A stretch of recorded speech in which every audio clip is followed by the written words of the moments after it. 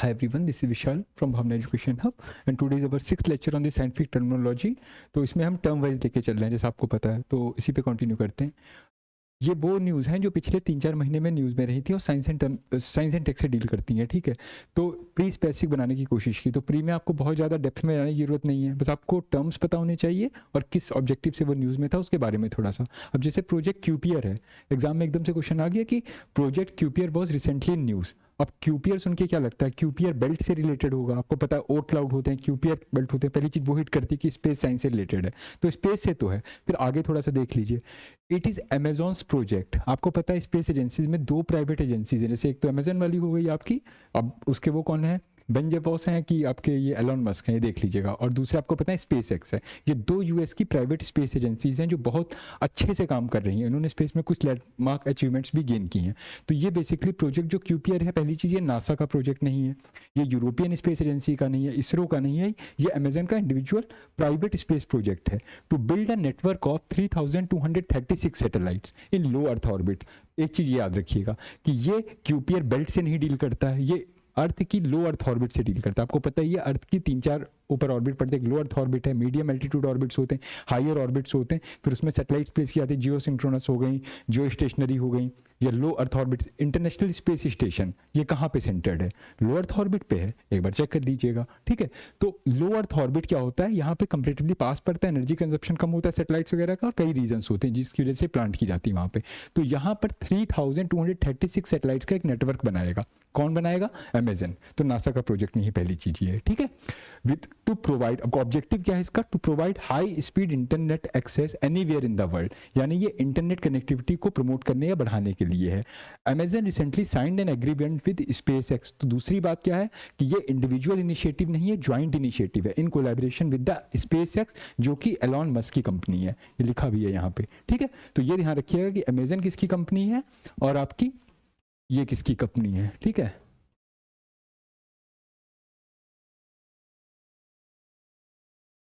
क्योंकि ये दोनों नासा से अलग हैं, लेकिन ये नासा के साथ कई चीज़ों में कोलैबोरेट करते हैं। जैसे एलन मस्क की जो आपकी स्पेस एक्स है, इसने रिसेंटली रीयूजेबल लॉन्च व्हीकल पे काम करना शुरू किया था, ठीक है। कि आप स्पेस में, जैसे हम रॉकेट अभी तक यूज़ करते हैं, रॉकेट क्या करता है, आपके सैटेलाइट को लेकर जाता है स्पेस में, डिटैच कर लेता है, सैटेलाइट प्लांट हो जाती है, फिर रॉकेट या तो ढड़ाम हो जाएगा, बट डिटैच, उसमें कई स्टेजेस होती हैं, फिर जो अर्थ पे वापस आके क्रैश हो जाता है। मतलब एक रॉकेट का यूज अभी तक आप कर सकते थे एक बार में, रॉकेट मतलब लॉन्च व्हीकल, एक लॉन्च व्हीकल या एक रॉकेट का यूज आप एक ही बार सैटेलाइट भेजने में कर सकते थे। तो इसकी वजह से कई स्पेस एजेंसीज ने एक कॉन्सेप्ट बनाया, रीयूजेबल लॉन्च व्हीकल्स, ठीक है। यानी कि एक स्पेस शटल की तरह वो ऊपर अंतरिक्ष में जाएं और उसमें प्लांट कर दें, मतलब जो भी ऑर्बिट है उसमें जिस सैटेलाइट को उनको प्लांट करना है प्लांट करके, और फिर ये अर्थ पे वापस सेफली उतार दिए जाएं। तो भेजना आसान होता है, लेकिन वापस सेफली लैंड करना मुश्किल होता है, क्योंकि इसमें एयर रेजिस्टेंस काम करता है, बर्निंग हो सकती है, और लैंड करते हुए सॉफ्ट लैंडिंग हो सकता है ना हो। तो टेक्नोलॉजी पे काम करने में टाइम लगा था, लेकिन सक्सेसफुली स्पेस एक्स ने इस पे काम कर लिया, फिर नासा के साथ कोलैबोरेट किया।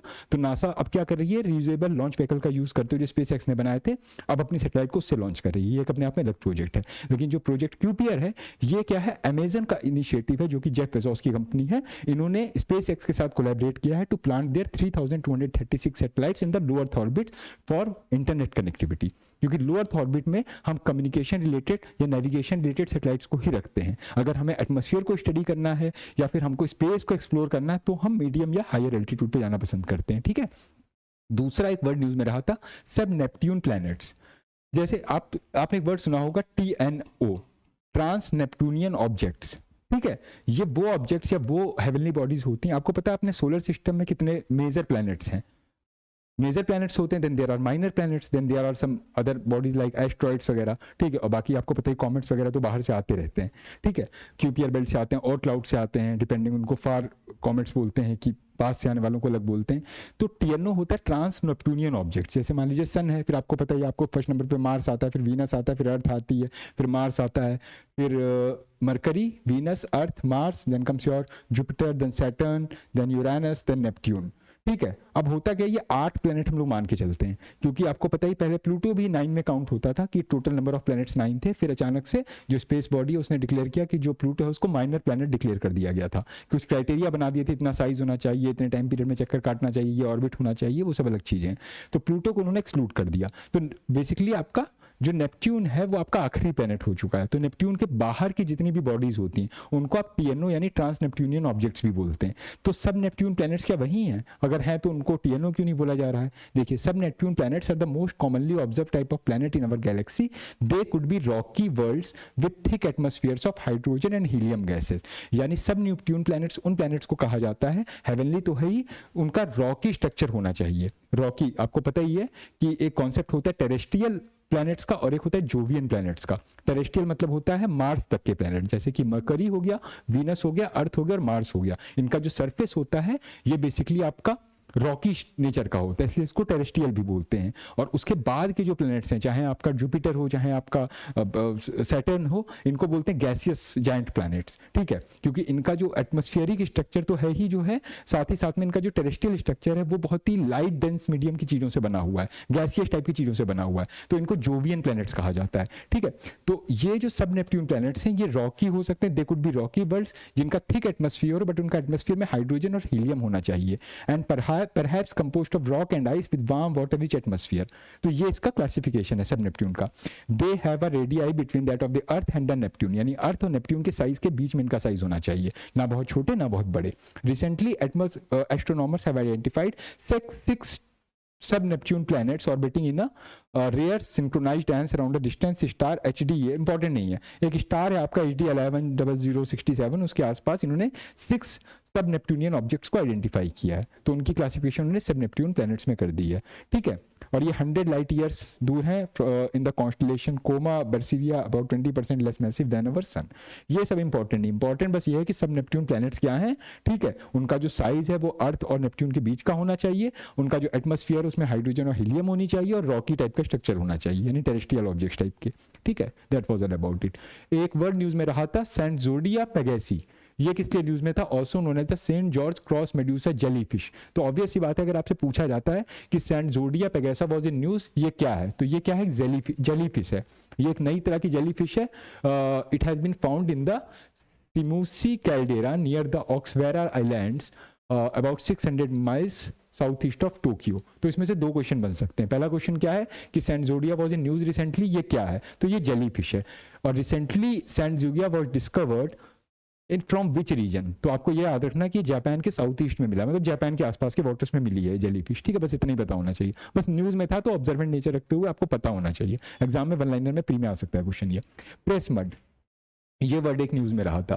प्रेस मड क्या होती है? It is also known as a filter cake और द प्रेस केक। ये एक एग्रीकल्चरल वेस्ट होता है, जैसे आपको पता ही ना एग्रीकल्चर बायोमास और वेस्ट वगैरह में क्या होता है, जैसे गोबर एग्रीकल्चर वेस्ट है, ठीक है। और आपका क्या हो सकता है, जैसे कुछ क्रॉप रेसिड्यू होते हैं, जैसे पराली वगैरह हो गया, तो ये भी एग्रीकल्चर रेसिड्यू या वेस्ट में आता है। तो प्रेस मड क्या है? It is the agricultural waste obtained when the cane juice is repeatedly filtered before being sent to the extraction of the sugar. यानी जो गन्ना होता है उसमें से जब आप रस निकाल लेते हो, तो जो बचा हुआ कचरा होता है उसका गन्ने का, आपको पता है उसका यूज किस किस में होता है? गत्ते वत्ते बनाने में उसका यूज होता है, कुछ लोग उसको जलाने के लिए उसका यूज करते हैं। तो ये जो आपका प्रेस मड है ये बेसिकली उसी एग्रीकल्चर वेस्ट से डील करता है। जब शुगर केन जो वो होता है, शुगर केन का जो डंडा टाइप का होता है, उसमें से जूस एक्सट्रैक्ट कर लेते हैं। When the cane juice is repeatedly filtered before being sent for the, तो the filters are cleaned periodically and the waste is deposited into the yard of the mill. Nearly 3% to 4% of the press mud is obtained when per ton of cane is crushed. ये important नहीं, important बस ये है कि press mud होता क्या है, sugar cane से रिलेट करता है, गन्ने का जूस निकाल लीजिए, बचा हुआ कचरा है वो प्रेस मड है, बस इतना पता होना चाहिए, ठीक है। एक वर्ड आया था न्यूज में कंप्रेस्ड बायोगैस, जैसे CNG आप सुनते ही रहते हैं, कंप्रेस्ड नेचुरल गैस होती है, ठीक है। उसी तरह से कंप्रेस्ड बायोगैस न्यूज में रहा था। तो कंप्रेस्ड गैस के कंपोनेंट क्या होते हैं और वो बनती किस चीज से? तो कंप्रेस्ड बायोगैस मतलब ऑब्वियस सी बात है, बायोगैस है तो बायोमास से बनती होगी।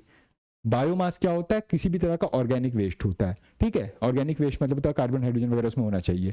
It is produced naturally through a process of anaerobic decomposition from the waste या बायोमास सोर्सेज। बायोमास सोर्सेज मतलब एग्रीकल्चरल रेसिड्यू, वही बताया था, क्रॉप रेसिड्यूज जो होते हैं, कोई भी फसल हुई उसके जो होते नहीं, पत्ते वत्ते हो गए, बचा हुआ हिस्सा हो गया, जैसे आपने गेहूं उगाया तो गेहूं में से आपने बालियां निकाल ली, जो बचा हुआ हिस्सा एग्रीकल्चरल वेस्ट हो गया। धान उगाया, धान में भी आपने धान की बालियां निकाल ली, चावल निकाल लिया, जो बचा हुआ हिस्सा एग्रीकल्चरल वेस्ट हो गया। गन्ना है आपका, गन्ने में से रस निकाले, बचा हुआ कचरा जो अभी आपने पढ़ा है, जो आपका कौन सा मड था, प्रेस मड था, वो भी एक तरह का आपका एग्रीकल्चर वेस्ट हो जाता है। तो इन सब चीजों का एक्सट्रैक्शन करके अगर आप उसको थोड़ा सा प्रोसेस वगैरह करें तो आपका CBG यानी कंप्रेस्ड बायोगैस बनती है, ठीक है।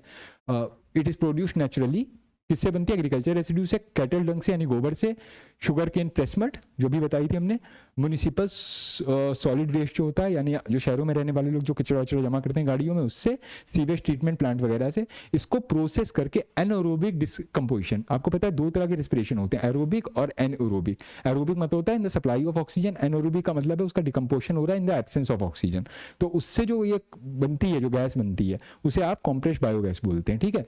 After purification it is compressed and called the CBG which has a pure methane content of over 95%। यानी एग्जाम में अगर क्वेश्चन आया कि ये सीबीजी बनती किससे, तो आप कहोगे एग्रीकल्चर रेजिड्यू से बनती है, प्रेसमट से बनती है, कैटल डंग से बनती है, इन सारी चीजों से बनती है। और अगर पूछा जाए इसकी कंपोजिशन क्या होती है, तो आप कहोगे 95% ऑफ मीथेन। इसमें मीथेन प्रचुर मात्रा में पाई जाती है। मीथेन आपको पता है ज्वलनशील होती है, हाईली फ्लेमेबल, ठीक है। तो मोदी ने एक बार कहा नहीं था कि वहां नाले से गैस निकाल के जलाओ, तो वो मीथेन की बात कर रहे थे। उनके कहने का मतलब था, कहने देखिए हर चीज को ना शब्द नहीं पकड़ने चाहिए। अब उन्होंने कह दिया कि अरे नाले में से जो गैस निकलती है, नाले से कौन सी गैस निकलती है? मीथेन निकलती है, तो मीथेन हाईली कंबस्टिबल होती है। उनके कहने मतलब ये नहीं था कि नाला है उसमें जाके आप पाइप डाल दीजिए तो उससे आपका स्टोव जल जाएगा। उनके कहने का मतलब है कि हमको क्या ऐसी टेक्नोलॉजी बना सकते हैं कि कोई भी ऐसी कचड़े वाली जगह हो, वहां से जो गैसेज, हार्मफुल गैसेज निकलती हैं लाइक मीथेन एंड ऑल, उसको अगर हम स्टोर कर लें, बात कहते नहीं, किसी चीज का पर्सपेक्टिव समझने की कोशिश करनी चाहिए, ठीक है। तो उसको क्या हम यूज नहीं कर सकते कंबशन के लिए, तो उनका वो ऑब्जेक्टिव था। तो मीथेन इज हाईली कंबस्टिबल, उसका यूज आप कुकिंग गैस के रूप में कर सकते हैं। बस यही चीज है इसमें, पॉइजनस तो होती है नो डाउट, लेकिन आप उसको रिफाइन कर सकते हैं। फिर उसको, क्योंकि कंप्रेस्ड बायोगैस है तो कंप्रेस्ड नेचुरल गैस के बारे में थोड़ा सा पता होना चाहिए कि सीएनजी क्या होती है। It is a natural gas under pressure which remains clear, odourless and non corrosive, ठीक है। It is also cheaper, greener and more efficient alternative to the traditional petrol and diesel fuels। अब आपको बताना है कि सीएनजी का use आप किस में करते हैं, ठीक है। गाड़ियों में करते हैं कि कहाँ करते हैं, या घर में जो स्टोव वगैरह जलाते थे केरोसिन ऑयल, उसकी जगह पे आप सीएनजी की सप्लाई ले रहे हैं या एलपीजी की ले रहे हैं, ठीक है। अगर एलपीजी की ले रहे हैं तो एलपीजी की कंपोजिशन में मीथेन, प्रोपेन, ब्यूटेन में सबसे ज़्यादा परसेंटेज किसकी होती है, और सीएनजी में किसकी ज़्यादा परसेंटेज होती है? सीबीजी में तो आपको पता ही है मीथेन की होती है 95%। फिर एक वर्ड न्यूज़ में रहा था कोलेलिथेसिस। अब अगर एग्जाम में क्वेश्चन आ गया कि कोलेलिथेसिस क्या है, तो वही चीज यार, कठिन सा शब्द है, क्या होगा, स्पेस से रिलेटेड तो लग नहीं रहा है कुछ, कहाँ हो सकता है, कोई बीमारी भी हो सकती है। कोलियोलिथेसिस, इथेसिस टाइप की कोई चीज आ जाए तो समझो बीमारी टाइप की कोई चीज होगी। It is the condition of having गैल स्टोन्स इज कॉल्ड द कोलियोस्थेसिस। एक कंडीशन होती है, शरीर के एक विकार होता है, समस्या होती है, जिसमें आपको, जैसे आपको पता है किडनी स्टोन होते हैं, पथरी वगैरह होती है, वैसे गैल स्टोन होते हैं, ठीक है। गैल स्टोन क्यों बनते हैं आगे देख लीजिएगा आप, ठीक है। तो ये कहाँ पे, ये it is a common hypobolic condition mostly affecting the western population. West side में ही क्यों पाई जाती है? क्योंकि वहाँ के लोगों के खाना पीने कुछ ऐसा होगा जिसमें से उनकी बॉडी के अंदर कुछ ऐसी चीज का डिपोजिशन हो जाता होगा जिसकी वजह से ये गैल स्टोन बन जाते हैं, ठीक है। It is a major risk factor for cholangiocarcinoma which is a kind of bile duct cancer. ये आगे चल के बाइल डक्ट कैंसर जैसी परिस्थिति को उत्पन्न करता है। Gallstones are hard and deposits of digestive fluid. अब अगर आप समझना चाहो कि गैल स्टोन होते क्या हैं, जैसे पथरी तो आपको पता ही है, कैल्शियम कार्बोनेट वगैरह के डिकम्पोजिशन से बन जाती है। बहुत सारी ऐसी चीज़ें जैसे टमाटर के बीज हो गए, फिर बैगन के बीज हो गए, ये सब चीज़ों का एक्यूमुलेशन वगैरह जब हो जाता है, और भी कई चीज़ें होती हैं, क्योंकि जेनेटिकली भी बताते हैं कुछ लोग हो जाती है चीज़ें, तो पथरी बन जाती है। तो gallstones are completely different from that, they are the deposits of digestive fluid in that form in the gallbladder. तो पहली चीज, गैल स्टोन तो गैल ब्लैडर में बनता है, होता क्या है, डाइजेस्टिव फ्लूइड का डिपोजिशन होता है, इसीलिए वेस्टर्न कंट्रीज में ज़्यादा पाया जाता है, क्योंकि उनका खाना पीना जो है वो हमसे थोड़ा सा अलग है। हम लोग थोड़ा बहुत वेजिटेशन भी खा लेते हैं, और वो तो पूरी तरह से जो होता है, कुछ नॉन वेजिटेरियन भी कुछ एक्सट्रीम चीज़ें खाने लगते हैं, तो हो सकता है वहाँ से हो, ठीक है। Recently study sets light on the complex link between the serum lipids, lipid modifying targets and cholesterol, यही सब चीज़ें उसमें। ऐसा कुछ बहुत इंपॉर्टेंट नहीं। It mostly result from a chemical imbalance between the contents of the गैल bladder in which the bile contains too much of cholesterol या बाइलुब्रिन, यानी कोलेस्ट्रॉल के डिपोजिशन से ज़्यादा होता है, बस आपको ये ध्यान रखना है। अब गैल ब्लैडर के बारे में जान लीजिए, ये होता क्या है। It is a small pear shaped organ located in your liver, आपके लीवर के आसपास, अंडर योर लीवर, लीवर के नीचे गैल ब्लैडर पाया जाता है। पियर शेप का एक ऑर्गन होता है जिसका काम क्या होता है, it stores and releases the bile juice. Bile is the fluid in your liver that bile is the fluid that your liver produces that helps digest fats in the food you'd. यानी bile का काम क्या होता है, bile पहले produce कहाँ से हो रहा है, लीवर में प्रोड्यूस हो रहा है, ठीक है। स्टोर कहाँ हो रहा है, गैल ब्लैडर में स्टोर हो रहा है, जो कि लीवर के नीचे होता है। और इसका बाइल का काम क्या है कि आपके खाने में जो फैट्स वगैरह होते हैं उनको डाइजेस्ट करने में हेल्पफुल होता है, और इसी का एक्यूमुलेशन या डिपोजिशन अगर हो जाता है तो गैल ब्लैडर की फॉर्म में हो जाता है, कोलेस्ट्रॉल का मतलब, ठीक है। एनीवे, एक वर्ड और न्यूज में रहा था, पीजो इलेक्ट्रिसिटी। अगर एग्जाम में पूछा जाए the word piezoelectricity was in news recently, it is related to what. तो ये क्या होता है, it is a remarkable phenomena where some materials including the quartz, ceramics such as the lead, zirconite, titanate and even the certain biological substances like the bone and the tendons, यानी आपकी शरीर की हड्डियां हो, चाहे वो क्वार्ट्ज हो, चाहे वो सिरामिक्स हो, चाहे वो आपका PZT हो, ये they can generate the electric charge. आप सोचिए आपकी हड्डियां और बोन्स और टेंडन से ये भी इलेक्ट्रिसिटी जनरेट कर रही हैं, ठीक है। कैसे जनरेट कर रही हैं? जब कोई मैकेनिकल टेंशन क्रिएट हो रही है in response to the mechanical stress, ठीक है। जैसे हड्डियां हैं, बोन्स हैं, टेंडन्स, उसमें कोई मैकेनिकल स्टेट क्रिएट, दबा रहे हैं, प्रेस कर रहे हैं, उनको आपस में लड़ा रहे हैं, टकरा रहे हैं, तो उसकी वजह से थोड़ी सी स्पार्क या बिजली उत्पन्न हो सकती है। यही सब चीजें हैं। Piezoelectricity is what gets generated the spark inside a stove lighter. Piezoelectricity वही इलेक्ट्रिसिटी होती है जैसे आप लाइटर में जब आप उसको प्रेस करते हो तो एक मैकेनिकल स्ट्रेस की वजह से हल्की सी स्पार्क जनरेट होता है। तो उसी तरीके से कुछ ऐसे सॉलिड स्ट्रक्चर होते हैं जैसे क्वार्ट्ज हो गया, सिरामिक्स हो गया, पीजेटी हो गया, यहाँ तक कि आपकी हड्डियां, टेंडन्स होते हैं, जो बोन्स एंड टेंडन्स होते हैं, वहां पर भी थोड़ा सा इलेक्ट्रिक चार्ज क्रिएट हो सकता है because of the in response to the mechanical stress. तो piezoelectricity is all about it. Both direct and inverse piezoelectric materials are widely used in pressure sensors, accelerometer और acoustic devices. बस इतना ही है. It is also used in the quartz watches. बस इतना पता होना चाहिए पीजो इलेक्ट्रिसिटी होती क्या है। ये मैकेनिकल स्ट्रेस की रिस्पांस में अगर कोई स्पार्क या इलेक्ट्रिसिटी जनरेट होती है उसको पीजो इलेक्ट्रिसिटी कहते हैं। बस इतना पता रखिए, ठीक है। They are common in the ultrasonic applications like the intrusion detectors and the alarms. They are employed in the AF audio frequency such as the pickups and all. Wireless application वगैरह में इसका यूज होता है। एक word news में रहा था Kairali chip, ठीक है। तो कैराली चिप किस चीज से डील करता है? कि आर्टिफिशियल इंटेलिजेंस से डील करता है।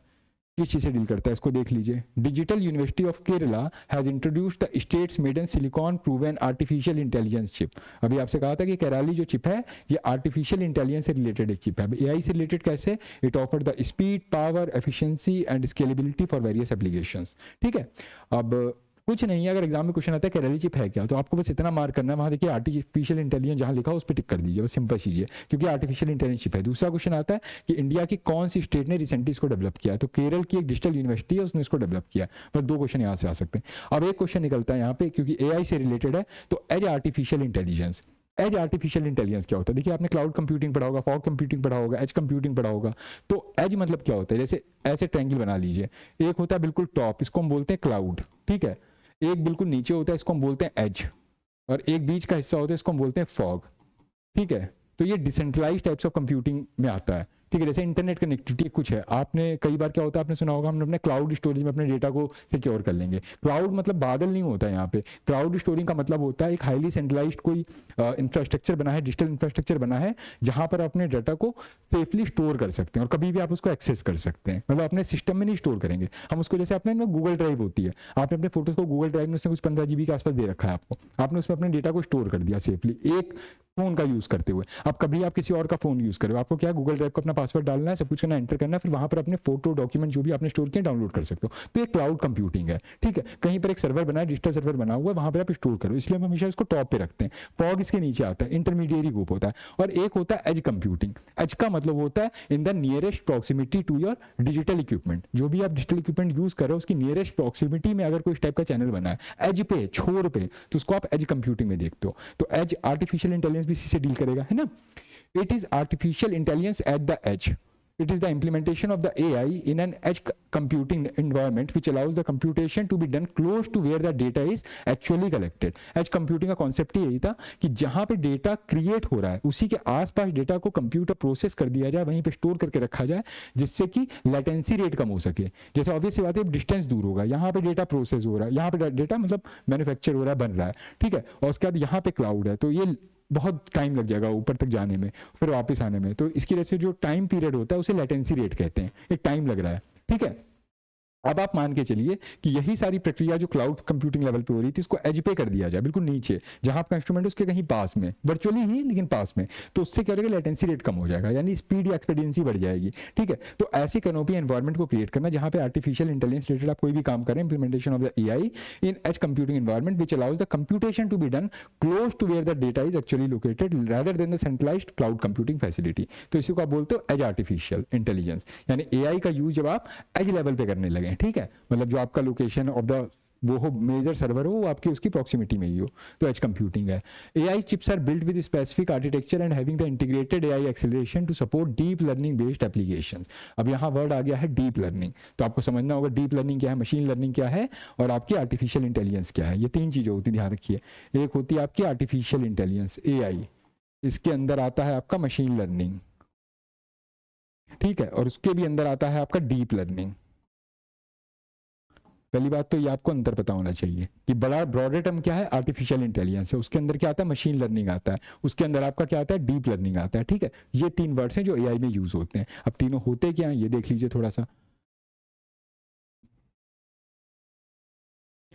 Artificial intelligence applications typically require the parallel computational capabilities in order to run the sophisticated training modules and the algorithm. Artificial intelligence क्या करता है, जब रोबोट्स या मशीन आपकी तरह ह्यूमंस की तरह सोचने लगे, खुद प्रोसेस करने लगे और बार बार आपके कमांड की जरूरत नहीं उनको ना, आपने एक बार कह दिया कि जा भाई किचन से पानी निकाल के ला, अब वो ये नहीं बार बार पूछेगा कि कैसे जाऊँ क्यों जाऊँ, वो एक रोबोट टाइप का होगा, जाएगा उसमें पानी निकालेगा, फिर खुद अपना दिमाग लगा के सोचेगा कि मालिक जो है मौसम कैसा चल रहा है बाहर, अगर ठंडा चल रहा है तो मालिक को कॉफी चाहिए या गर्म पानी चाहिए, अगर बाहर ज्यादा गर्मी है तो आपको ठंडा पानी देगा। तो ये अगर स्थिति क्रिएट हो या रोबोट्स के अंदर तो उसको आप आर्टिफिशियल इंटेलिजेंस कहोगे। आप बाहर से थके आ रहे हो और बिना कोई कमांड दिए आपका जो वहाँ पे ह्यूमनाइड रोबोट आपका बना हुआ है वो खुद जाके आपके लिए कह मालिक बाहर से आए, कॉमन सेंस की बात, उनको चाय चाहिए होगी, मतलब when the machines will start behaving like humans, तो उसको आप बोलते हो वो कैसे करेंगे, जब उनके पास अपनी बुद्धि विकसित होगी, आर्टिफिशियल इंटेलिजेंस। तो यही आपका एआई होता है बेसिकली, ठीक है।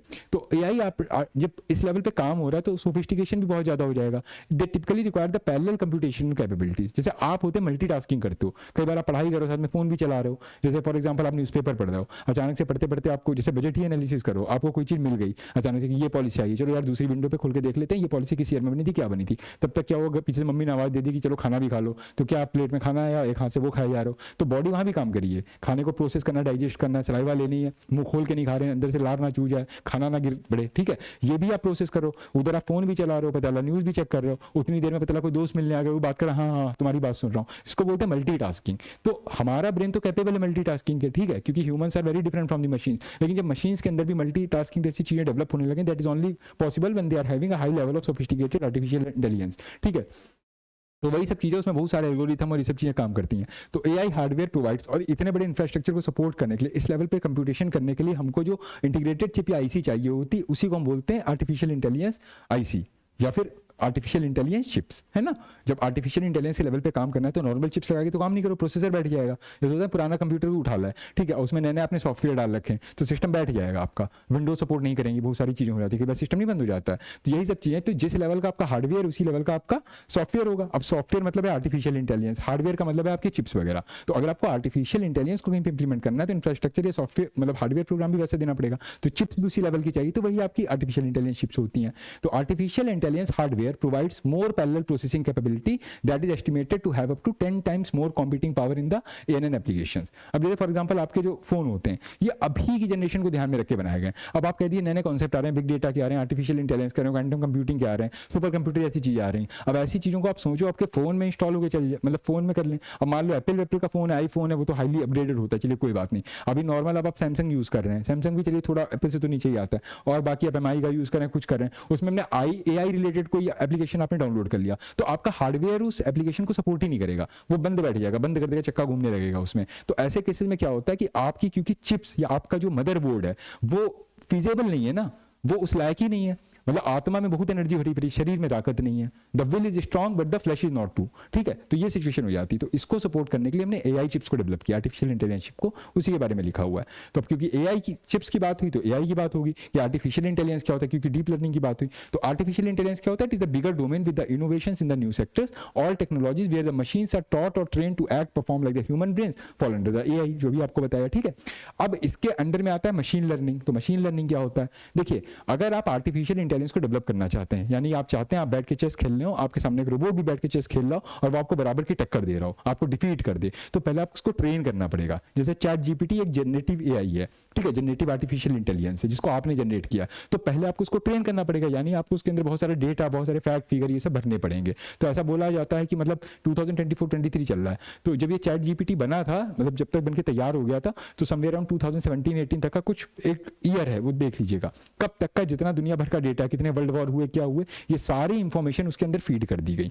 अब आप उससे क्वेश्चन पूछ लीजिए कि इस बार के जो रिपब्लिक डे था उसमें मिजोरम वालों ने कौन सा थीम लगाया था, तो वो कह देगा सॉरी मेरे अंदर ये डेटा फीड नहीं है, क्योंकि वो लाइव गूगल के बेसिस पे परफॉर्म नहीं कर रहा है। ये इसका एक सबसे बड़ा ड्रॉबैक है। इसीलिए जो बार्ड बनाया गया है वो भी एक जनरेटिव एआई है, वो गूगल की कोलैबोरेशन से बना है, वो गूगल से लिंक रहेगा। मतलब आपने कोई ऐसी इंफॉर्मेशन डाली उसमें, चैट जीपीटी से ऐसा क्वेश्चन पूछा कि यार इस रिपब्लिक डे पे क्या हुआ था, मुझे उस पर ऐसे लिखना है। चैट जीपीटी का यूज इसीलिए हो रहा है क्वेश्चन आंसर के लिए, बच्चे अपना प्रोजेक्ट करवा रहे हैं उससे, है ना। आप कुछ भी क्वेश्चन पूछो आपसे मैटर, आपने कह दिया कि मेरे को यार एनवायरमेंटल टेक्नोलॉजी पे ऐसे लिखना है, तो वो उतना ऐसे लिख के देगा जितनी इंफॉर्मेशन उसके पास है। मतलब अगर उसके पास 2017-16 तक की इंफॉर्मेशन क्वेश्चन है तो अभी की जो कॉप सबमिट हुई है उसमें जो बातें उसको वो इंक्लूड नहीं करेगा अपने आंसर में, लेकिन अगर आप बार्ड का यूज करके करोगे, क्योंकि बार्ड गूगल से लिंक है, ठीक है, तो वो हाईली अपडेटेड रहेगा। अगर आप सोचिए अभी कितना बजा है, मतलब 5:45 के आसपास हुआ है अभी, ठीक है, तो 5:45 हुआ, तो 5:40 पर भी कोई ग्लोबल पे कोई बात हो गई है और गूगल पे आ गया है वो इन्फॉर्मेशन न्यूज फॉर्म में या किसी फॉर्म में, तो वो उसको भी आपके ऐसे में इंक्लूड कर लेगा, तो वो रियल टाइम बेसिस पे काम करता है, ठीक है। तो कुल मिला के मेरे कहने का मतलब है किसी भी ऐसे आर्टिफिशियल इंटेलिजेंस को क्रिएट जब आप करते हैं तो पहले आपको उसकी ट्रेनिंग करनी पड़ेगी, सीधी सी बात, इंफॉर्मेशन प्रोसेसिंग वगैरह के लिए सब आपको बताना पड़ेगा, ठीक है। उसी चीज को आप कहते हो मशीन लर्निंग, जब मशीन की आप ट्रेनिंग करते हो, ठीक है, तो इसीलिए वो आर्टिफिशियल इंटेलिजेंस के अंदर में आता है। जैसे एआई बताया उसके अंदर में क्या आएगा, आपका मशीन लर्निंग का कॉन्सेप्ट आएगा, ठीक है।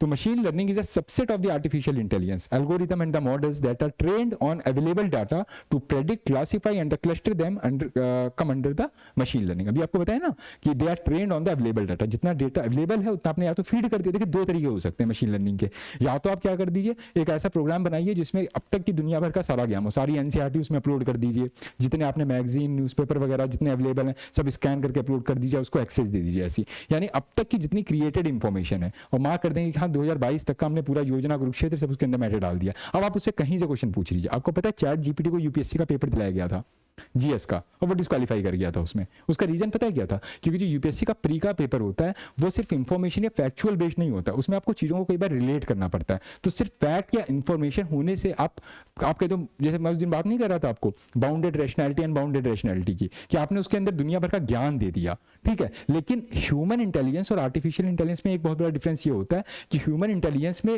लोगों के अंदर चीजों को कनेक्ट करने की बहुत अच्छी क्षमता होती है।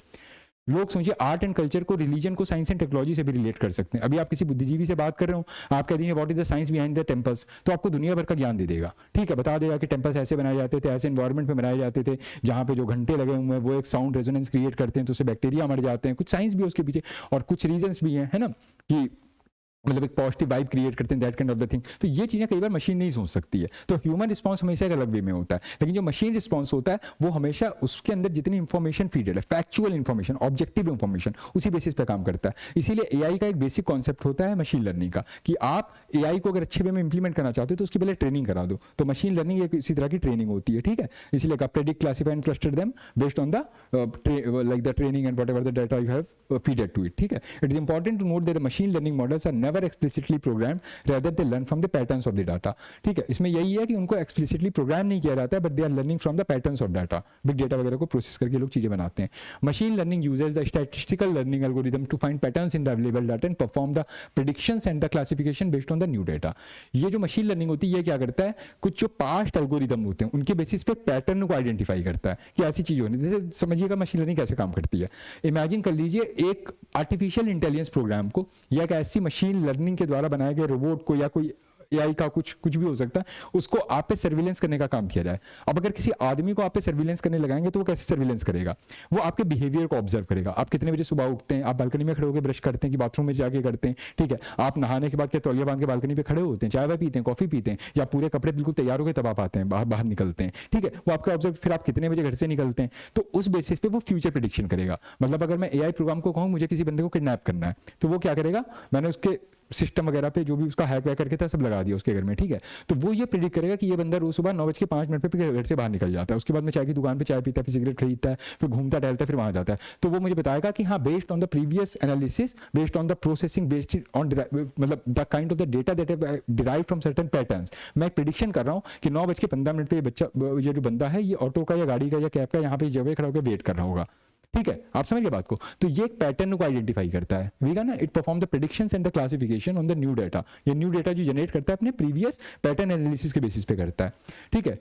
It also comprises both the supervised and the unsupervised learning, ठीक है। अब इसी का एक और सब कंपोनेंट होता है डीप लर्निंग। डीप लर्निंग मतलब होता है और सोफिस्टिकेटेड हो जाना। जैसे देखो मैं एक सिंपल से आपको चीज बताता हूँ। जब आप छोटे थे तो आपने बहुत छोटे होंगे, जब आपने साइंस पढ़नी शुरू की होगी तो आपने न्यूटन के 3 लॉ को बहुत छोटी साइंस में पढ़ा दिए जाते हैं। 7th 8th क्लास में first time you confronted the Newton's 3 law of gravity, Newton's 3 law, sorry not of gravity, not of motion, तो आप सबसे पहले क्या पढ़ाते हैं? बस कहते हैं, आपका टीचर कहता है अरे यार 3 चीजें पढ़ लो। न्यूटन का पहला लॉ ये कहता है आपका, ठीक है, लॉ ऑफ इनर्शिया के बारे में, उसको देख लो कि एक बॉडी अगर स्थिर है वो तब तक स्थिर रहेगी, a body is at rest unless और until some external force is applied to it. Second law आपका मोमेंटम वाला था, वो देख लो, पीजी कर लो। थर्ड लॉ है एक्शन रिएक्शन। इतना पढ़ लो, एग्जाम के लिए काफी है, बाकी आप हायर क्लासेस में पढ़ोगे। तो ये क्या थी? मशीन लर्निंग थी। फिर आप जब उसमें पता चला आप ग्रेजुएशन कर रहे हो, पोस्ट ग्रेजुएशन कर रहे हो, फिर आप उसके एप्लीकेशन देख रहे हो, फिर रॉकेट टेक्नोलॉजी से उसको रिलेट करो, तो ये क्या होगा? डीप लर्निंग होगी, मोर सोफिस्टिकेटेड, हाईली एडवांस। तो इसमें मशीन में भी यही काम होता है, एक होती मशीन लर्निंग, एक होती डीप लर्निंग। तो डीप लर्निंग और बड़ा सबसेट हो जाता है, और इंटीरियर में आप घुस गए।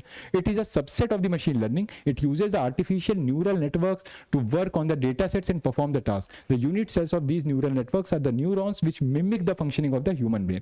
यानी ये देखिए और सोफिस्टिकेटेड होता जा रहा है। पहले वाले मशीन लर्निंग सिर्फ ट्रेनिंग और प्रेडिक्शन बेसिस पे काम कर रहा था, ये क्या करता है? ह्यूमन ब्रेन की फंक्शनिंग को मिमिक करने लगता है, ये अपने न्यूरॉन्स जनरेट करता है। It relies on a multi layered neural network model. जैसे आपके ब्रेन के सेल्स को क्या बोलते हैं? न्यूरॉन्स बोलते हैं, ठीक है। तो ये भी एक न्यूरल नेटवर्क को क्रिएट करता है, multi layered, to perform the complex task. They are best suited to large volumes of data where the machine learning algorithm are used for smaller database. यानी मशीन लर्निंग जो है ये ऊपर surface पे काम करती है, लेकिन अगर आप डीप लर्निंग का यूज करें तो बहुत गहरे में काम करती है, क्योंकि इसकी ट्रेनिंग बहुत अच्छे से हुई है, ठीक है। आप समझिए ना, बिल्कुल डीप में, पीएचडी कर ली समझ लो, ऐसा हो गया। Deep learning more commonly known as the active neural network, क्योंकि यहाँ पे हम न्यूरॉन जनरेशन की बात कर रहे हैं। जैसे आपके ब्रेन में न्यूरॉन जनरेट होते हैं, तो डीप लर्निंग में भी एक न्यूरल नेटवर्क डेवलप हो जाता है। और the deep neural network it is a subset of the machine learning and comes under the broader umbrella of the, ये भी सब चीज लिखी हुई है। यानी अगर मैं आपसे कहूँ कि सोफिस्टिकेटेड और कॉम्प्लिकेटेड टास्क करने के लिए सबसे ज्यादा अच्छी चीज क्या है, ठीक है, या बिग डेटा का एनालिसिस करना है तो ज्यादा अच्छा है, डीप लर्निंग या मशीन लर्निंग? तो आप क्या कहोगे? Deep learning. Deep learning highly sophisticated, more trained, PhD holder है, that kind of the thing. और ये जो आपका मशीन लर्निंग था ये सिर्फ 7th 8th पास है, that kind of the thing, ठीक है। तो deep learning is the method in the artificial intelligence that teaches the computers to process data in a way that is inspired by the human brain. यानी अगर मैं कहूँ आपसे human brain की ज्यादा अप्रोक्सीमेट क्या है, मशीन लर्निंग या डीप लर्निंग, तो आप क्या कहोगे? डीप लर्निंग, क्योंकि ह्यूमन ब्रेन में न्यूरॉन्स होते हैं और ये भी एक तरह का मल्टी लेयर न्यूरल नेटवर्क है जो आपका वो है। मतलब कहने मतलब है deep learning it is the future of artificial intelligence, ठीक है। इसके बारे में देख लीजिए। फिर क्योंकि मैंने क्लाउड और एज कंप्यूटिंग की बात की थी वहां पे भी, तो उसको थोड़ा सा देख लीजिए कि क्लाउड और एआई, क्लाउड एआई और एज एआई। क्लाउड एआई क्या होता है? Remote server in the data centres. Edge AI का मतलब होता है लोकली ऑन द डिवाइसेस, ठीक है, आपके डिवाइस की प्रॉक्सिमिटी में होंगे या डिवाइस में ही होंगे, ताकि जहां पे डेटा क्रिएट हो रहा है वहीं पे डेटा को प्रोसेस करके स्टोर किया जा सके। क्लाउड हायर लेटेंसी होती है, बताया नहीं था कि जब ज्योग्राफिकल दूरी बढ़ती है तो लेटेंसी रेट बढ़ जाता है, मतलब ज़्यादा टाइम लगेगा आने जाने में, वही ट्रांसपोर्टेशनल वगैरह चीज़ ऐड हो जाती हैं, और इसमें लोअर लेटेंसी होती है, ठीक है। It requires a substantial bandwidth. Cloud data क्योंकि डेटा दूर तक जा रही है, प्रोसेस हो रही है, उसका सर्वर कहीं और अमेरिका वगैरह में, तो उसमें सब्सटेंशियल बैंडविड्थ चाहिए। इसमें क्या है? लोअर बैंडविड्थ पे भी काम कर लेगा, ठीक है। प्राइवेसी वगैरह की बात करें तो क्लाउड एआई जो है वो ज्यादातर रिमोट सर्वर्स होते हैं। इमेजिन कर लीजिए इंडिया में डेटा क्रिएट हो रहा है, जैसे फॉर एग्जांपल आप लेट से फेसबुक यूज करो, फेसबुक या मेटा का हेडक्वार्टर कहाँ पे? यूएस में है। वो कौन चला रहा है? मार्क जब आपका जुक्कू चला रहा है, ठीक है। या फिर आप कोई भी ऐसा ऐप यूज कर रहे हो या कुछ भी ऐसा यूज करो जिसका जो डेटा सेंटर है वो यूरोप में या यूएस में या जापान में कहीं फॉरेन कंट्री में लोकेटेड है, तो यहाँ पर इंडियन जो स्टेट है उसकी ज्यूरिस्डिक्शन नहीं होगी, ठीक है। वहां पर क्या? उन कंट्री की ज्यूरिस्डिक्शन होगी। तो यहीं पर डेटा लोकलाइजेशन एक वर्ड आता है बार बार, डेटा लोकलाइजेशन, इसको लेके बिल भी बन रहा है। टोटल डेटा लोकलाइजेशन का कॉन्सेप्ट ये कहते हैं जहां पे डेटा क्रिएट किया गया है, क्योंकि देखिए मुकेश अंबानी ने भी कहा है, ये मोदी जी भी बार बार कहते थे data is the new fuel. आने वाले टाइम में डेटा ही आपकी करेंसी है। आप क्या खाते हो, क्या पहनते हो, इसी को लेके बहुत सारी कंपनी बहुत सारा रेवेन्यू जनरेट कर लेती हैं। आपका फेसबुक वगैरह क्या है? एक कहावत होती है, if you are not paying for something, आप कोई चीज यूज कर रहे हो and you are not paying for something, you are availing it freely, that means you are simply the consumer. You think you are the consumer, ठीक है, but basically someone is consuming you. कोई और आपको खा रहा है, कोई और आप पे फीड कर रहा है। तो बेसिकली आपको जो फ्री सर्विसेज प्रोवाइड करते हैं, ट्विटर प्रोवाइड करते हैं, गूगल प्रोवाइड करते हैं, फेसबुक प्रोवाइड करते हैं, वो बेसिकली आपका प्रेडिक्शन मॉडल। देखिए वो लोग बेवकूफ नहीं है, वो आपको फ्री सर्विस नहीं देगी। फेसबुक का अकाउंट खोलो फ्री में चला रहा, कोई आप चार्ज ही देते हो? नहीं देते हो ना। ट्विटर पे तो चलो उसने अब तब भी क्या बोलते हैं, जब एक्स में क्रिएट किया एलन मस्क ने टेक ओवर कर लिया ट्विटर को, फिर उसने उसका नाम बदल के एक्स कर दिया, फिर उसने वहां पे ब्लू बैज वगैरह देना शुरू कर दिया। फ्री में ब्लू बैज नहीं मिलेंगे, पैसा दो उसके लिए, हर महीने सब्सक्रिप्शन कराओ। तो उसने रेवेन्यू जनरेट करना शुरू किया, क्योंकि वो आपके डेटा वगैरह का बहुत ज्यादा यूज नहीं करता है, ठीक है। लेकिन फेसबुक वाले बहुत मक्कार हैं, जो कुकू हैं। जैसे व्हाट्सएप पे अगर मैंने अपने दोस्त से कहा कि यार मैं सोच रहा हूँ यार कि क्या बोलते हैं ज्योग्राफी की एक बुक लेनी है या पॉलिटी की बुक लेनी है, कौन सी लूँ, थोड़ी देर बाद मैं फेसबुक जब ऑन करूंगा तो वहां पे मुझे पॉलिटी की नई नई बुकों के वो दिखाने लगेगा। क्योंकि ये क्या करते हैं, व्हाट्सएप और फेसबुक आपको पता है इंटरलिंक है, इंस्टाग्राम में इंटरलिंक है, तीनों का ओनर एक ही है, जुक्कू सबका मालिक है, ठीक है। तो वो क्या करता है, उसने बेवकूफ नहीं है कि उसने व्हाट्सएप को टेक ओवर किया, उसे पता है मैसेंजर का यूज बहुत लोग चैटिंग के लिए नहीं करते, ज्यादातर लोग व्हाट्सएप पे डिपेंडेंट है। तो व्हाट्सएप को टेक ओवर कर लो, लोगों की चैट पढ़ो बैठ के। आपने अपनी गर्लफ्रेंड को मैसेज भेजा कुछ आई लव यू, तो वहां आपको लगता है आपकी गर्लफ्रेंड खुशी, खाली नहीं पूरा एफबी का हेडक्वार्टर वहां नाच रहा होता है, केक काट रहा होता है। रीजन क्या होता है, आपकी चैट प्राइवेसी ऐसी चीज ही नहीं है. When there is something called internet, in the age of internet, this your privacy becomes a myth. ठीक है, privacy is the myth in the form of in the age of internet. क्योंकि internet में कुछ भी छुपा नहीं है. आप कोई भी ऐप इंस्टॉल करते हो, ठीक है, कोई भी ऐसी चीज, तो पहली चीज वो क्या मांगता है, we need access to your camera, your calendar. अरे भैया मेरे कैमरे में देख के क्या करोगे, कैमरा नहीं, उसको गैलरी को एक्सेस चाहिए होती है, कितने फोटो आपने किए हैं, कैप्चर किए हैं, किसके साथ घूमते हो, क्या खाते पीते हो, सब उसको पता है, पूरा डेटा स्टोर करता है. और उसी के बेसिस पे वो प्रेडिक्शन करता है किस रीजन के लोग, जैसे फॉर एग्जाम्पल कई बार क्या होता है, एक पर्टिकुलर जगह, देश या रीजन के लोग गूगल पे एक पर्टिकुलर तरह की न्यूज़ को सर्च करते हैं. जैसे आप कई बार देखते हो ना कि एडल्ट कंटेंट यहाँ के लोग ज़्यादा देखते हैं, और पॉलिटी में यहाँ के लोग ज़्यादा इंटरेस्टेड हैं, कुछ लोग हैं हमेशा कम्युनिज्म की बातें करते हैं. ठीक है, तो जब आप किसी सोशल प्लेटफॉर्म का यूज़ करोगे तो ये एल्गोरिथम वहाँ पे लिंक हो जाएगा और आपको उसी टाइप की इन्फॉर्मेशन फीड होगी. और कई बार इसका यूज़ ये लोग क्या करते हैं, मार्केटिंग के लिए भी करते हैं. जैसे इनका कई कॉर्पोरेट के साथ में टाइप रहता है. ठीक है, मैं एक बार फॉर एग्जाम्पल पढ़ रहा था, मैंने गूगल पे सर्च किया पैठानी साड़ी के बारे में. ठीक है, मुझे कुछ नोट्स बनाने थे अपने कि पैठानी साड़ी, बंदेज वगैरह, उसके बारे में पढ़ रहा था. अब मैं एक मेल हूँ, ठीक है, मेरे फेसबुक पे लिखा भी है कि मैं मेल हूँ. ठीक है, पर पता नहीं whatever might be the reason, Facebook पे क्या तो मुझे साड़ियों के ऐड देने लगा, अलग अलग तरह के ब्लाउज दिखा रहे, ये सब दिखा रहा है, मैं थोड़ा ना पहनूंगा. उनको ये लगता है I was a woman who is, या हो सकता है उनको ये लगाओ कि मैंने मेल डाला बट मैं ट्रांसजेंडर हूँ. ठीक है, तो they will be showing me that particular kind of the goods and services on some social media site that have been already searched by me using some search engine. तो ठीक है, तो basically ये लोग क्या करते हैं, इसको एक डेटाबेस की तरह यूज करते हैं. तो वही मैंने कहा data is the new food. ठीक है, तो अब यहाँ पे हम बात कर रहे थे किसकी, डेटा लोकलाइजेशन की. तो डेटा लोकलाइजेशन की जरूरत हमको क्यों पड़ती है, क्योंकि कंट्रीज का या स्टेट गवर्नमेंट्स का या नेशनल गवर्नमेंट्स का ये कहना है कि आप हमारे सिटीजन्स का जो डेटा होता है उसको लाइक अ फ्यूल यूज करते हो to promote your own corporate और द बिजनेस इंटरेस्ट. तो जिस कंट्री के लोगों का डेटा प्रोसेस कर रहे हो, कुछ कर रहे हो, तो वो सर्वर रिमोटली नहीं लोकेटेड होना चाहिए, उसी कंट्री में लोकेट होना चाहिए. डेटा सर्वर्स यहीं होने चाहिए, डाटा लोकलाइजेशन, ताकि हम लोग उसे मैनेज कर सकें. देखें आप हम लोगों का डेटा तो नहीं चुरा रहे हो. ठीक है, तो edge computing, edge AI is all about data localisation, while the cloud AI is all about the remote server data. ठीक है, तो यही चीज है कि it raises concern about the data privacy and the security because the server here is located somewhere outside. But ये जो edge computing होती है ये आपका लोकलाइज डेटा की बात करता है. उसके बाद अगर आप देखेंगे कि एप्लीकेशन के बेसिस पे, तो it is suited for the high computational requirements, large databases and less real time processing needs. ठीक है, लेकिन अगर आप एज की बात करेंगे तो it is ideal for the real time और near time data processing. Real time data क्यों, क्योंकि वो कंपेरेटिवली जहां कंप्यूटेशन हो रही है उसके पास लोकेटेड है, लेटेंसी रेट यहाँ पे कम होगा, तो यहाँ प्रोसेसिंग जल्दी होगी, तो इसलिए रियल टाइम बेसिस पे काम करता है. तो यही सब इसके बारे में डिफरेंस थे. फिर एक और होता है, क्योंकि हमने एआई चिप्स की बात की थी अभी, आर्टिफिशियल इंटेलिजेंस को सपोर्ट करने के लिए जो आईसी डेवलप की गई उनको आर्टिफिशियल इंटेलिजेंस आईसी कहा गया. ठीक है, तो ये ट्रेडिशनल चिप से या ट्रेडिशनल आईसी से कैसे अलग होती हैं, तो इसके बारे में एक चार्ट है, देख लीजिएगा.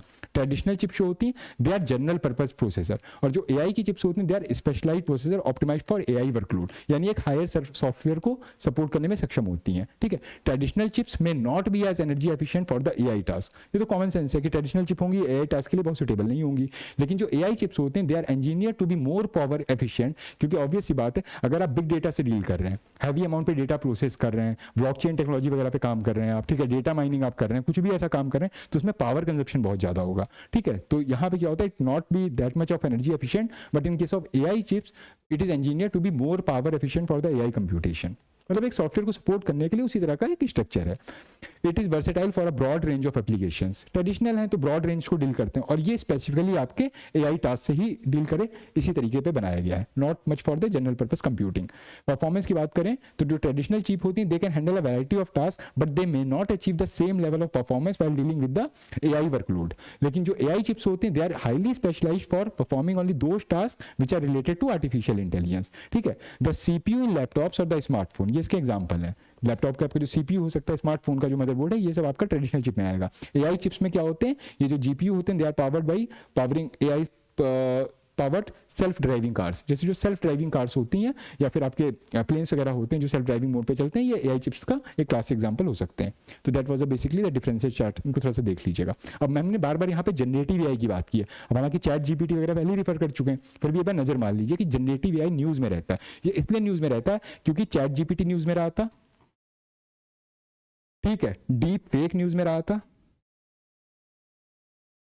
और ये दोनों ही चीजें आपके जनरेटिव एआई से डील करती हैं. जनरेटिव एआई में एआई का मतलब होता है आर्टिफिशियल इंटेलिजेंस. जनरेटिव मतलब कैपेबल ऑफ जनरेटिंग समथिंग। तो अब यहाँ पे देखिए क्या होता है, it is a form of artificial intelligence in which algorithm automatically produce content in the form of text, images, audio and video. यानी कि आपने मशीन की ट्रेनिंग कर दी, सब कुछ कर दिया, वो सिर्फ आपकी गुलामी नहीं करेगा, आपका काम नहीं करेगा, it is itself capable of creating its own content. जैसे आज की डेट में आप कंटेंट क्रिएट करो, like I am teaching you, I have created my own content, मैंने रिटन फॉर्म में कंटेंट क्रिएट किया and I am teaching you in a very versatile way, यहाँ वहाँ के पॉइंट्स उठा के ठीक है रिलेट करके आपको पढ़ा दिया। अब इमेजिन कर लिए मुझे रिप्लेस कर दिया रोबोट से, ठीक है, तो रोबोट उतना ही सक्षम होता है ज्यादातर जितनी उसमें इंफॉर्मेशन डाली गई है। लेकिन अगर वो आपके एआई बेस्ड चिप पे बना हुआ रोबोट है, मल्टीटास्किंग है, that kind of thing, hardly artificial intelligence level पे काम कर रहा है, तो it may be also able to replace myself, है ना। तो ये जो जनरेटिव एआई है, जनरेटिव में मतलब क्या है, an artificial intelligence that is able to compute, that is able to process or manufacture or develop its own data, its own content। और ये content टेक्स्ट की फॉर्म में हो सकता है, इमेजेस की फॉर्म में हो सकता है, ऑडियो की फॉर्म में हो सकता है, वीडियो की फॉर्म में हो सकता है। इमेजिन कर लीजिए मेरी शक्ल पे किसी और की आपने शक्ल लगा दी, ठीक है, और एक अलग तरह का गाना बजना शुरू हो गया। या फिर क्या हो सकता है, जैसे आपने देखा ही होगा इंस्टाग्राम वगैरह यूज करते हैं, तो उसमें क्या होता है, जब से ये मेलोडी और मोदी जी वाला शुरू हुआ था, तब से क्या होता है, मोदी जी बेचारे लक्षद्वीप में टहल रहे हैं तो कोई गाना गा रहे हैं, ठीक है, और मोदी जी की आवाज में गाना है। तो that was the use of और application of the ChatGPT, वो sorry deep fake technology. Deep fake का मतलब ये होता है कि आप किसी की वॉइस को किसी के ऊपर इंपोज कर दें, किसी के चेहरे को किसी के ऊपर इंपोज कर दें, और इस लेवल पे इंपोज कर दें based on the body structure and everything कि वो बंदा खुद ही ना बता पाए कि ऐसा ऐसा। रश्मिका मंदाना के साथ में हुआ था, उसकी एक ऐसी वीडियो वायरल हुई थी जिस बंदे को अरेस्ट कर लिया गया दिल्ली से, जिसने किया था, ठीक है, मोदी जी और जितने भी प्रोमिनेंट पॉलिटिशियन होते हैं। तो ये एक छोटे लेवल पे हो तो उतना बड़ा कंसर्न नहीं है कि चलिए हंसी मजाक तक की बात है, रैगिंग जैसी चीज है, कोई बात नहीं हो गई। लेकिन इमेजिन कर लीजिए कि मैं एक ऐसी कंट्री का हेड ऑफ स्टेट हूं जो एक न्यूक्लियर स्टेट है, और किसी ने क्या किया, मेरी एक फेक वीडियो बनाई और इंटरनेट पे अपलोड कर दी, उसमें ये कह रहा हूँ I got a bigger nuclear button, मैं आने वाले टाइम पे न्यूक्लियर बटन जो है कोरिया पे लॉन्च कर दूंगा, ऐसा कुछ बोल दूंगा। अब मैंने नहीं बोला, ये एक जनरेटिव एआई रिस्पॉन्स था, मतलब एक जनरेटिव एआई ने क्रिएट करके मेरी इमेज को क्रिएट करके मेरी वॉइस को इंपोज करके इतना ऑथेंटिक वीडियो बना दिया कि देखने वाले को लगेगा कि I as the head of the state of India which are nuclear power state, मैं आगे चल के कोई न्यूक्लियर मिसाइल जो है पाकिस्तान पे दागने वाला हूँ। अब उधर पाकिस्तान वालों ने न्यूज देखो, उन्होंने कहा अच्छा हम पे मिसाइल दाग रहे हो, हम पहले दाग देंगे, उन्होंने उधर दाग भी दी, पता चला। तो ये एक वर्ल्ड वॉर की सिचुएशन क्रिएट कर सकता है। इमेजिन कर लीजिए इंडिया का पीएमओ, ठीक है, वो यूएस प्रेसिडेंट के लिए या चाइनीज प्रीमियर के लिए कुछ ऑफेंसिव वर्ड यूज कर दे, कोई डेरोगेटरी रिमार्क यूज कर दे, और ये डोनाल्ड ट्रंप के साथ हो चुका है, ठीक है, ओबामा के साथ हो चुका है। उन लोगों की कुछ ऐसी फेक वीडियो वायरल हुई थी जो उन्होंने बोली भी नहीं थी, ये they were created by deep fake technology, ठीक है। उससे क्या हो सकता है, आपके संबंध खराब हो सकते हैं, और संबंध जैसे आदमी खराब हो, आदमी औरत खराब हो तब भी ठीक है, अगर दो देशों के संबंध खराब हो जाए, ऐसे इंडिया का पीएम इमेजिन कीजिए डीप फेक टेक्नोलॉजी से कुछ ऐसा बोल दे पाकिस्तानी पीएम के लिए, और वहां पे युद्ध की सिचुएशन क्रिएट हो जाए कि हमारे देश के उसको बोल दिया, ऐसा बोल दिया, that kind of the thing, है ना। तो ये इसके पॉसिबल रिपरकशन है, तो इसलिए बहुत खतरनाक हो जाता है जनरेटिव एआई। लेकिन अच्छा कहाँ पे होता है जनरेटिव एआई, अच्छा ऐसे होता है कि अभी जब से टेम्पल इनॉग्रेशन हुआ था तो किसी ने क्या किया था, एक गाना बहुत ज्यादा भी कोई लड़की है उसने गाया है, राम से रिलेटेड है, समथिंग लाइक दैट सॉन्ग, उसको किसी ने लता मंगेशकर की सॉन्ग को उस पर, मतलब लता मंगेशकर की वॉइस को उस पर इंपोज कर दिया था। तो यहाँ पे लोगों ने बड़े ही क्रिएटिव चीज को एंजॉय किया। कई बार आप देखते होंगे जब आप सोशल मीडिया यूज करते हैं कि भगत सिंह है, सुभाष चंद्र बोस हैं, उनके ग्राफिक्स यूज किए जाते हैं और उनकी आईज में मूवमेंट होने लगेगा, वो बोलने लगेंगे एकदम से, तो उनकी वॉइस जो पुराने स्पीचेस में पड़ी थी उसको उनकी फिगर पे इंपोज किया जाता है और उस बॉडी को 3D में कन्वर्ट कर दिया जाता है। ये भी एक जनरेटिव एआई है। जनरेटिव एआई मतलब होता है कंटेंट क्रिएशन। एग्जाम में आपके क्वेश्चन यहां से कहां से आ सकता है, it is capable of what, ये क्वेश्चन आ सकता है, और किस तरह का कंटेंट क्रिएट करता है, तो टेक्स्ट फॉर्म में कर सकता है क्योंकि आर्टिफिशियल इंटेलिजेंस पे 4 से 5 बार क्वेश्चन प्री पे पूछा गया है, ठीक है। इमेजेस क्रिएट कर सकता है, ऑडियो वीडियो, ये 4 तरह की चीजें क्रिएट करने में सक्षम है। एंड चैट जीपीटी जो है, जो आप प्रोजेक्ट अपने सॉल्व करवाने में जिसका यूज कर रहे हैं आजकल, ठीक है, कई लोग तो बुक लिखने में यूज कर रहे हैं कि भैया ठीक है मुझे इस पे बुक लिखनी, मैंने डाला, उसने कंटेंट क्रिएट करके दे दिया। लेकिन आपको नहीं लगता यहाँ पे एक क्रिएटिविटी खत्म हो जाती है, एक इसका सब्जेक्टिव एनालिसिस है, क्रिएटिविटी खत्म। जैसे मैं एक टॉपिक पे लिख रहा हूँ, एक आप लिख रहे हैं, कोई और लिख रहा है, तो हम लोग थोड़ी क्रिएटिविटी के साथ लिखेंगे, और वही जब एक मशीन एल्गोरिथम यूज करके कोई चीज लिख रही है, वो क्या करेगी, वो सिमिलर आंसर्स देना शुरू कर देगी, तो प्लारकी वाली चीजें आ जाती हैं, ठीक है। तो वहां पे थोड़ा सा कंटेंट, अब प्रेमचंद जैसा तो कोई नहीं लिख सकता, अब प्रेमचंद के मॉडल पे आप जनरेटिव एआई से लिखा दीजिए तो वो चीज नहीं आ पाएगी। और सेम वे में प्रेमचंद और जयशंकर प्रसाद के दोनों के बेसिस पे लिखो तो यहाँ पर इसके पॉसिबल वो हो जाएंगे। Unlike the traditional AI system that are designed to recognize the patterns and make predictions, generative AI creates new content. Traditional artificial intelligence और generative AI में एक बेसिक डिफरेंस ये है कि ट्रेडिशनल AI जो हमने भी पहले देखा था वो क्या करता था, सिर्फ चीजों को रिकॉग्नाइज करता है, पैटर्न को प्रेडिक्ट करता है और उसके बेसिस पे फ्यूचर प्रेडिक्शन डिक्लेयर करता है, ठीक है। It doesn't creates in own content. Traditional AI system they are designed to recognize the patterns and make just predictions. जैसे मैंने कहा नहीं, वेदर फोरकास्टिंग कर सकता है, या किसी को किडनैप करना उठाना है तो बता देगा हाँ मैंने उसका बिहेवियर ऑब्जर्व कर लिया, इतने बजे खाता है पीता निकलता है बालकनी में आता है, वहां से उठा सकते हो, घूमने फिरने जाएगा वहां पार्क में जाकर बैठे वहां से उठा लो, ये प्रेडिक्शन करता है। जनरेटिव एआई क्या करेगा कि मेरे जैसे एक बंदा क्रिएट कर देगा, सीधी सी बात है, वो जाके किसी और को किडनैप कर लेगा। जब मैं उठा के जा रहा हूं तो मुझे मतलब जनरेशन हो रहा है, यहाँ पे एक कंटेंट क्रिएशन हो रहा है, ये बेसिक डिफरेंस आता है। ठीक है, it works by using a machine learning model to learn the patterns and the relationships and all, और यही सब चीजें इसमें है।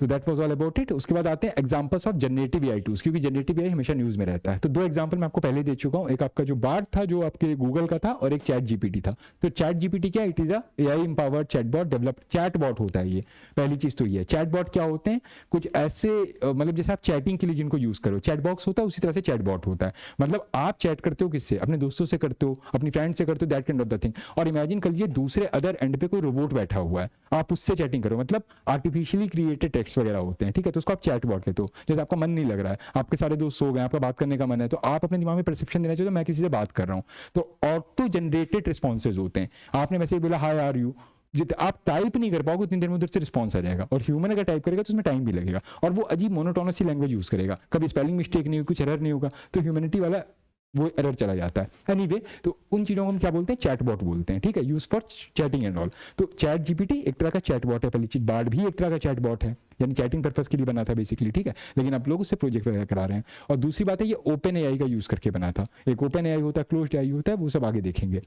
with a unique ability to not only generate the written content but also converse with the user fluently। अभी मैंने कहा नहीं, कन्वर्सेशन पर्पस से भी यूज होता है क्योंकि ये चैटबॉट है, और साथ ही साथ में आपको रिटर्न कंटेंट क्रिएट करता है। आप कह दो कि कल मेरा होमवर्क नहीं हो पाया है, कल परसों मेरे को प्रेजेंटेशन देनी है, समथिंग लाइक दैट, मेरी यार प्लीज प्रेजेंटेशन में हेल्प कर दो। ठीक है, आपका मन लगाएगा, आपसे बात करेगा, गाना वाना गा के सुनाएगा, लोरी गा के सुना देगा, सब कुछ करेगा, साथ साथ में आपका प्रोजेक्ट भी तैयार करके आपको भेज देगा। लेकिन ये भी हो सकता है आपके साथ 8 और लोगों का प्रोजेक्ट भी वो तैयार कर रहा हो, तो उसमें थोड़ी सी सिमिलरिटी भी हो सकती है, तो अगला आदमी पकड़ सकता है कि हाँ ये चैट जीपीटी से जनरेट हुआ है। एनीवे, यार को बताया उसकी जो ट्रेनिंग हुई है चैट जीपीटी की, वो एक स्पेसिफिक ईयर तक की हुई है, तो वो गूगल से इंटरलिंक नहीं है। तो यहाँ पे प्रॉब्लम वही आएगी कि वो हाईली अपडेटेड इंफॉर्मेशन नहीं प्रोवाइड करेगा, रियल टाइम बेसिस पे नहीं देगा। उसी का एक सोल्यूशन निकाला गया बार्ड के रूप में। तो बार्ड क्या था, बेसिकली ये गूगल का स्पॉन्सर्ड है, ये भी एआई चैटबॉट है, लेकिन it is based on the LaMDA technology, model technology. It can answer questions asked by the users और create new content from text और इमेज। दोनों सेम है, बट बेसिक डिफरेंस क्या है, क्योंकि गूगल द्वारा क्रिएट किया गया, गूगल से इंटरलिंक है, और ये रियल टाइम बेसिस पे काम करता है।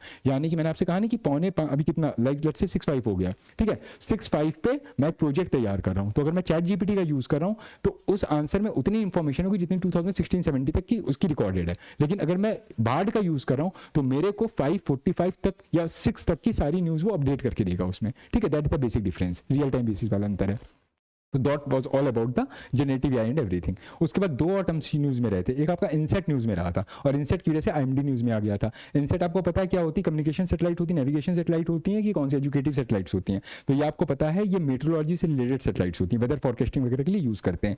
Indian meteorological department issued a warning about the strong probability of a very dense fog in Haryana, Chandigarh and Delhi. अभी ठंडी का टाइम चल रहा था, तो इसीलिए से इनसेट न्यूज में आ गई थी। ठीक है, तो आईएमडी हैज आल्सो, आईएमडी आपको पता है इंडियन मेट्रोलॉजिकल डिपार्टमेंट है, ये किस ईयर में बना था ये देख लीजिएगा, इसके हेडक्वार्टर कहाँ पे है, काम तो बता ही दिया, वेदर फॉरकास्टिंग का लोग करते हैं, क्योंकि इसने फॉग रिलेटेड वार्निंग को इशू किया था। और ये डील कैसे करता है, क्योंकि जो इनसेट सैटेलाइट्स हमारी ऑलरेडी प्लेस्ड है, उससे कोऑर्डिनेट करके उनसे वेदर ऑब्जर्वेशन कराता है, उस डेटा को प्रोसेस करता है और आप तक पहुंचाता है न्यूज के मीडियम से, फोन के मीडियम से, दैट ऑल।